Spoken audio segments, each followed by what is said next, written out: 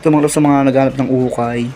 Yan, may new arrival sa darating na Sabado, January 31, 2026. Yan, dito sa okay ni Kuya Toto. Dami yung mga loves, oh. Mga branded Nike, yan, mga Blazer, Air Force One, mga Dunks, oh. Yung mga rabas dito, pang running, pang lifestyle meron dito. Yung mga Jordan 1, no?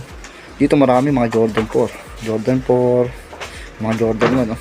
Sa mga naghanap ng Jordan shoes, sa mahilig sa mga ukay. Dami, meron pa dyan off-white na Jordan 1 mid, oh.